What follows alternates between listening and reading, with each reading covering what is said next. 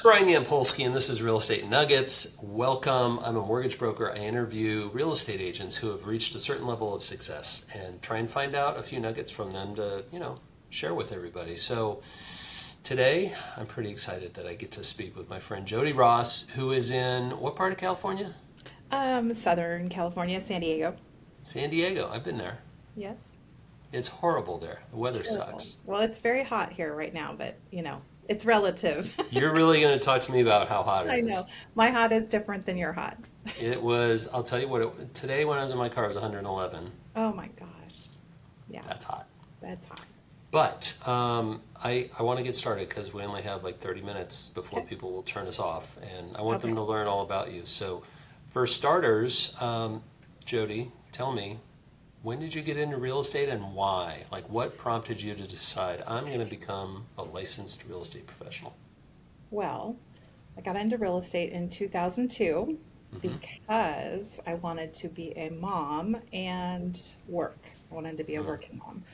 And I felt like I was missing out on my kids' activities, awards. They were just kind of beginning like 4 and 8. So I decided I jumped from HR with a biotech company and went into real estate because I figured, I like people. I can help people. Well, when you left a biotech company, it sounds like they may have been paying you a salary. Is that right? I was making a salary, yes. Was So was that yes, what was it that was like to leave a intensive. salary and go into, no salary? Well, at the time I was married, so I had kind of a safety net. Hmm. So I gave up my salary, but I knew I had been self-employed before for 5 years doing accounting and bookkeeping for myself. Okay. So I knew that I could do the self-employed gig Hmm. and manage my money, my time. So it was scary, but I had that faith in myself. So that was 24 years ago when you started, right? Yes. So 24 years ago, think back to then. Can you tell me what you remember as being one of your biggest challenges? Having people want to use me as their realtor with no experience, that was probably or asking for business. Um, Well, okay, I think everyone can relate to asking for business. That's hard, but yeah, the idea of convincing someone that they should use you when you're brand new, yeah. how do you do that? Well, so I figured out that I'm not a salesperson per se. So my first form of business was volunteering in my son's kindergarten class. Hmm. And my first client was my son's kindergarten teacher. Awesome. Yeah. So, and then it kind of just another Monday morning mom. We got to know each other, and within a year and a half, I helped them buy a house. We bought their house. Hmm. She came to me one day and said, "Okay, you're going to buy our house. We want to buy a bigger house." I said, "Okay." And then I sold her parents, and then his parents, and his brother, and her grandma. So it just kind of all skyrocketed, slowly, but It sounds like you kind of knew how to leverage your relationships as opposed to trying to, like you said, you're not a salesperson, yeah, but it sounds like you were pretty good at building relationships. that I am very good Yeah. at. All right, next question. Okay. So again, thinking back to when you were just getting started, at some point you transitioned from being a new agent with no confidence to an agent Yeah. and a little more confidence. So was there a specific turning point in your career that you look back on and think, all right, at this point, I feel like I know what I'm doing. I feel like that's probably been in the last 5 years. Really? Well, just the uber confidence because shortly after, I got into the business in 2002. I mean, I did have a pretty high sale in 2005, like over $4 million. Hmm. And that was just a random call. But I then I got pregnant with an unexpected third child, and then the market crashed. So there was a lot of, ups and downs to get Yeah. to where my confidence is solid. How's your confidence now? It's amazing. Yeah. That's great. Yeah. That's one of the things I think of when I think of you is you seem to really know who you are. Yes. And I think that that's something that, when you're, whether it's real estate or mortgages, it's easy to get caught up in trying to be whatever you think people want you to be. And that may not be really who you are. And then you come across as ingenuine or disingenuine. Yes. So yeah, that's a pretty valuable skill to acquire, is to figure out who you are. Yeah, it took some time, but Yeah. because when you're new in the business, you think, just like you said, you have to drive a certain car or look a certain way or act a certain way. Hmm. And I Use can't, certain scripts. yes, yeah, no scripts for me, but Yeah. I think it was just finally figuring out that you can be yourself Hmm. and people just like you for who you are. If they don't, they're not your people, you know? That's a really good point, because if I was a consumer and I was interviewing, for a real estate agent, to hire a real estate agent, part of that equation, it's kind of that old cliche of people work with who they, know, like, and trust, right? Yes. And the likability thing is, I think, for some people, really important. It might even be the number one thing. I think, Trust is equal, but yeah, yeah, people generally don't want to work with people they don't like. correct. Yeah. All right. So here's a question that I'm hoping you have a good answer for, because most Me people don't. too. Me too. So I want to ask you, because in real estate, you're going to have your fair share of rejection. People are going to hire other realtors instead of you. So how do you handle rejection? I probably give myself, well, when I first started, it was very dramatic. It hurts your feelings. Like, I'm a sensitive soul.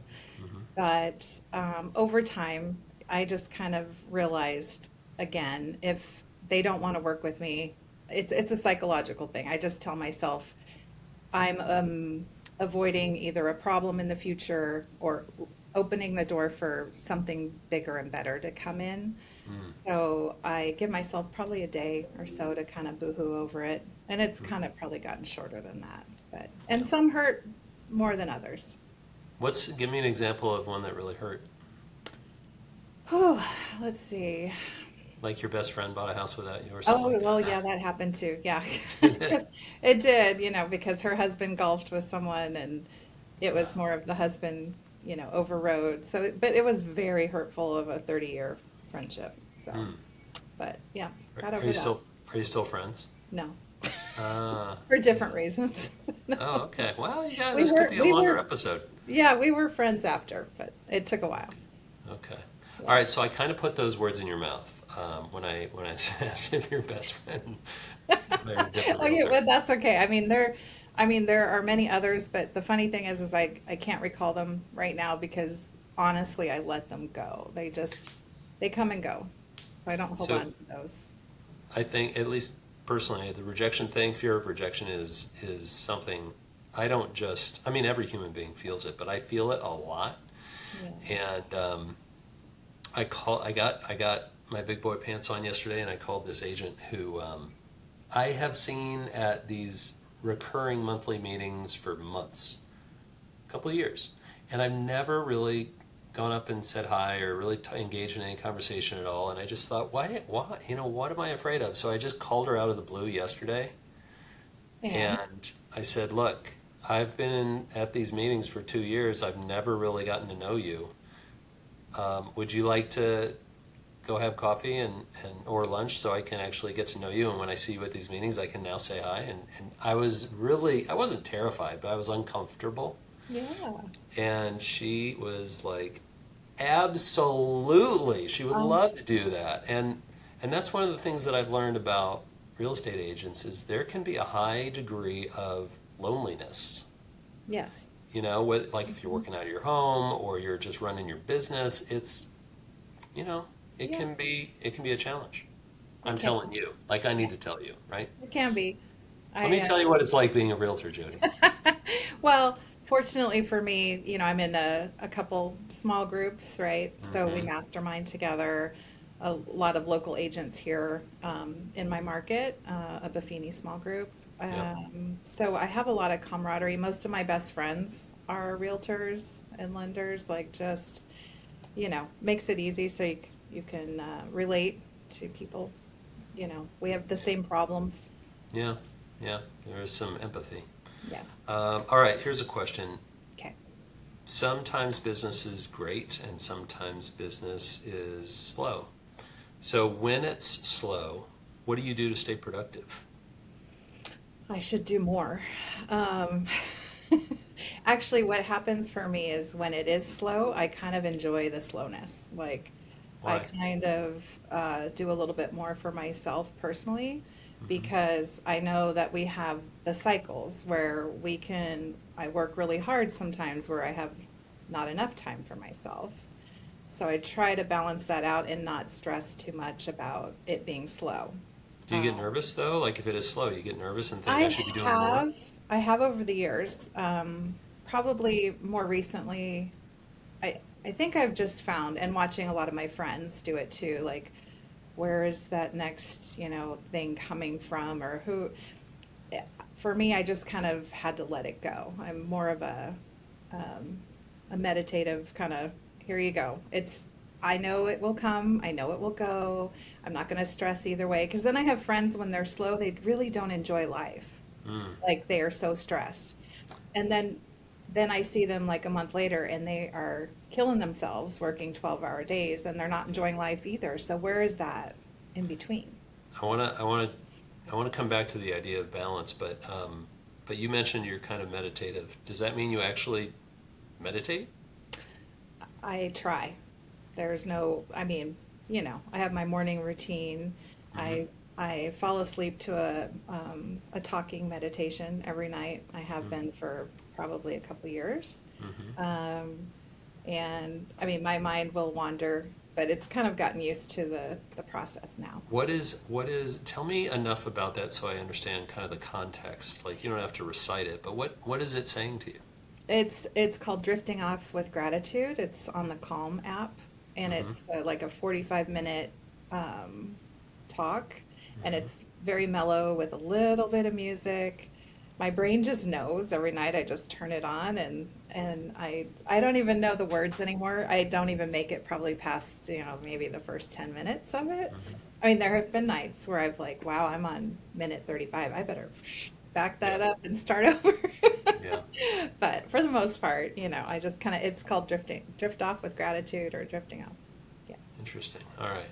I have a friend who just started doing transcendental meditation, Ooh.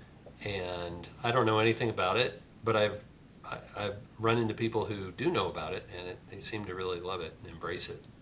I think that's above my It's level, above but mine yes, too. It's I above would mine love too. to. Yeah. Hmm. Okay, so we talked just for a second about balance, right? Yes. You've got how many kids? I have three. Yeah, you had the third, the bonus third, right? I have the bonus third, and actually 2 days ago I became an empty nester officially. Oh So wow, that's yeah. no change at all, right? No, it's a huge, yeah, Are you gonna it's cry? no, I'm not going to cry. But there were loads of tears, let me tell you, from I was not me. I mean, unexpected from her.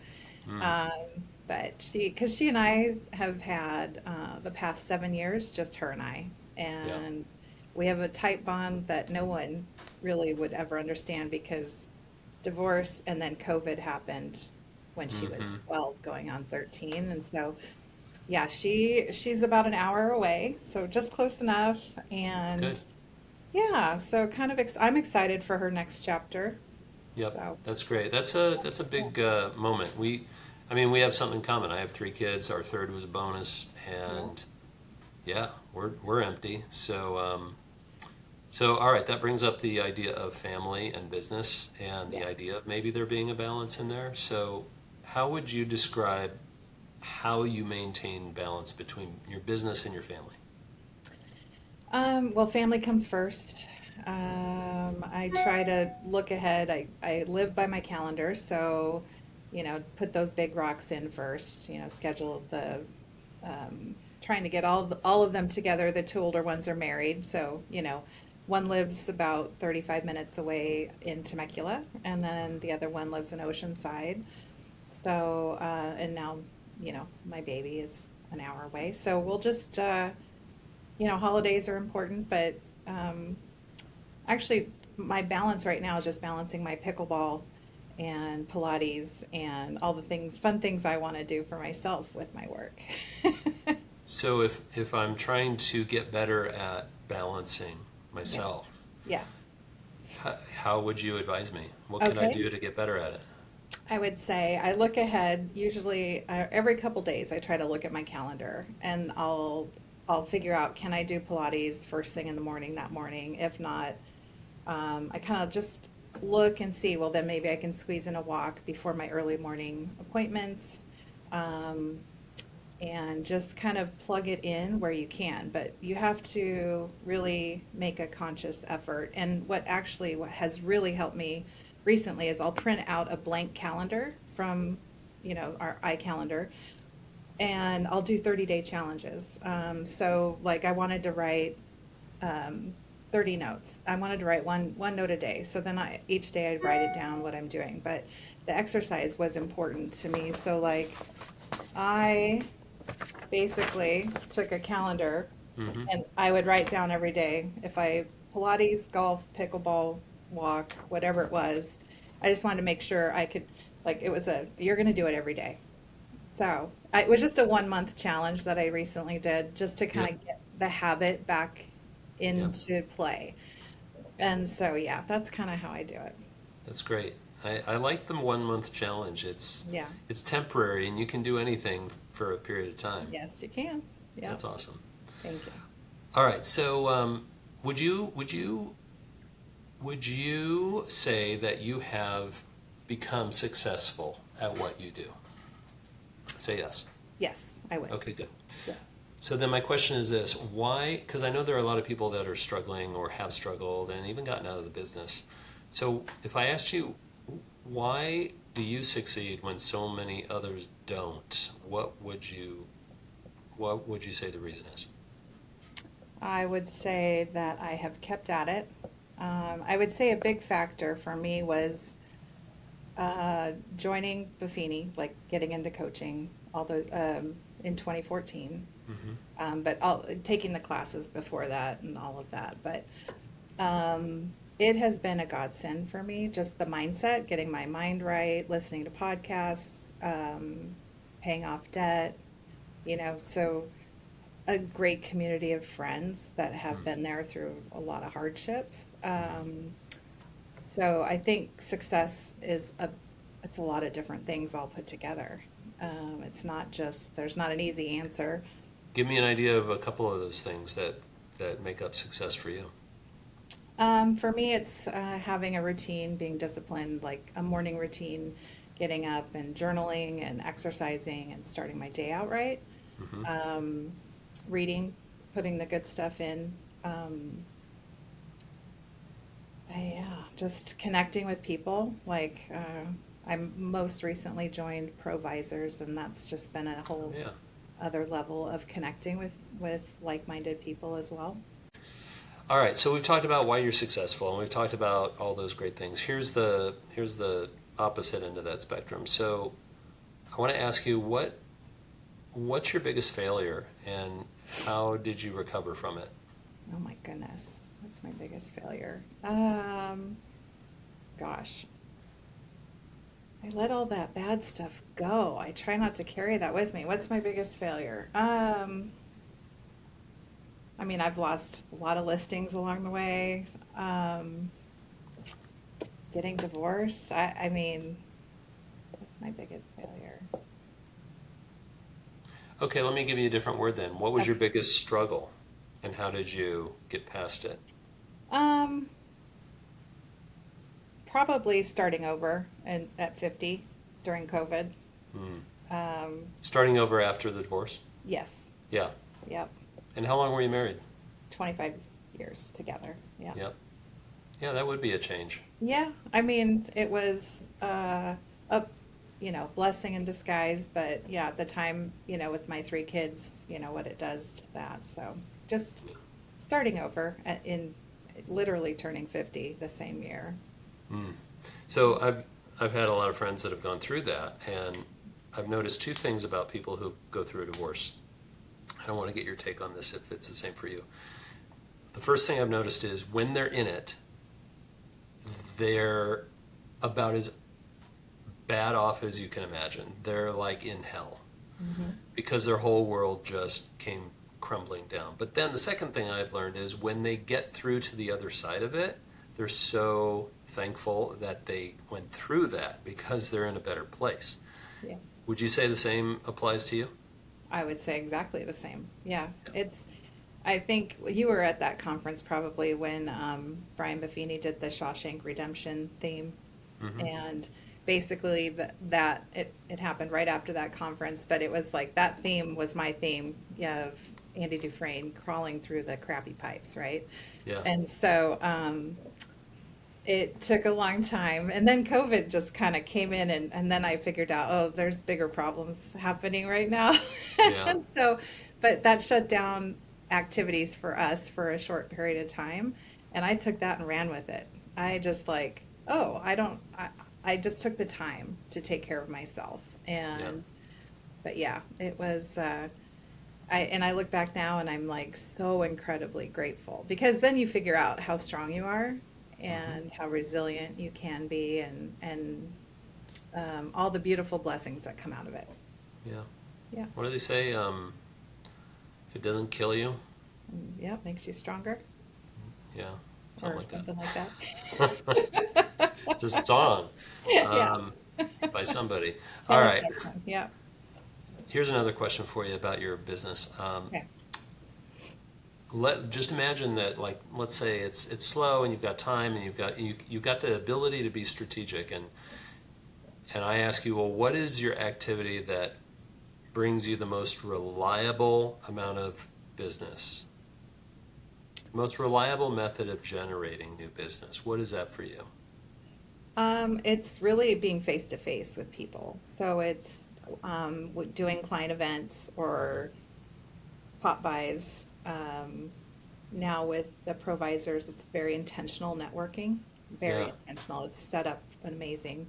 Going to conferences, with like How many do you have, sorry to interrupt, but do you have a certain amount of face-to-face that you try and do every week? Right now I'm doing a lot, because when you go to one of their meetings, you automatically have to set up a meeting with two other people. Mm-hmm. They call it a Troy guide. So right now I'm face to face with people 3 to 4 times a week between Okay. meetings, and well, the pickleball group has turned into book club, and just all the ladies there are retired and lovely, and I've just made a whole new slew of people. And it's just about being in front of people and just building your relationships, and then it just happens naturally when real estate needs come up. They know what I do. I never really have to say. Everybody always asks you, how is the market, or hey, a house on my street went for sale, can you look it up for me, or you know I feel like you said something that I've heard a couple other people say, which is, they already know you're in real estate. They already know I'm in the mortgage business. Like, I don't have to spend my time talking to people about my business if I can connect with them and just enjoy, the time together. I think that builds the relationship in a deeper way, or in a better way. And if you believe that your business is all about relationships, then I think that's the place to focus, is on building and nurturing the relationships, more than talking about what interest rates are doing after the Strait yeah, of Hormuz is open and closed and open and closed. correct.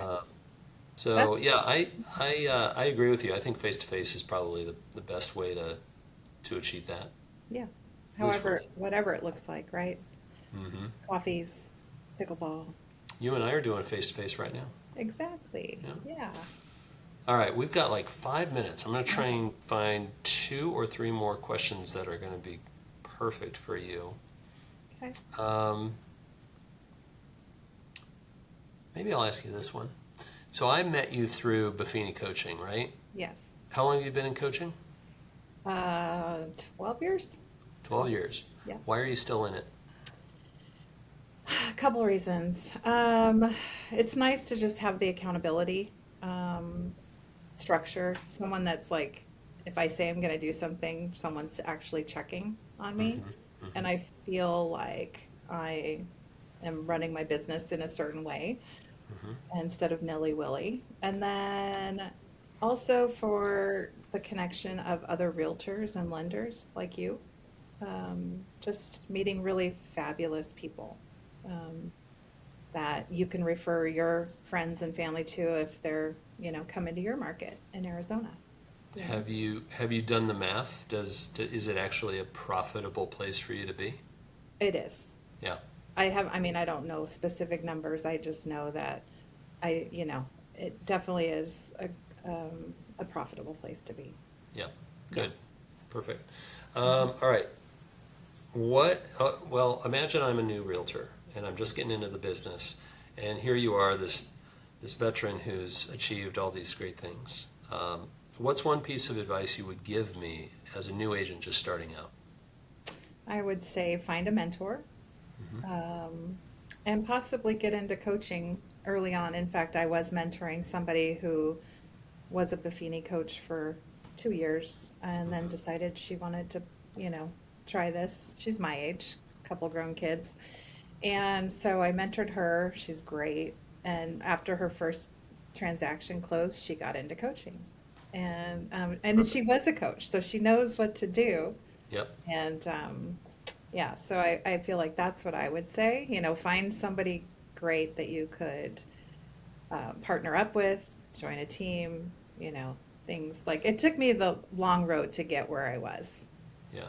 Well, what did you say? 24 years? Yeah, Blink of an eye. I know. Yeah. All right, last question. Okay. Do you have an exit strategy for this career? Well, yeah, kind of, because I'm working an exit strategy for a dear friend and colleague of mine right now.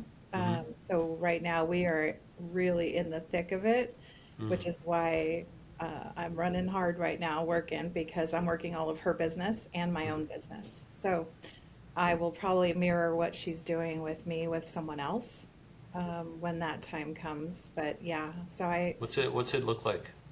it looks like we do client events together. So all of her people know me. Okay. I've been covering for her business for years when she's been out of town. So, I see.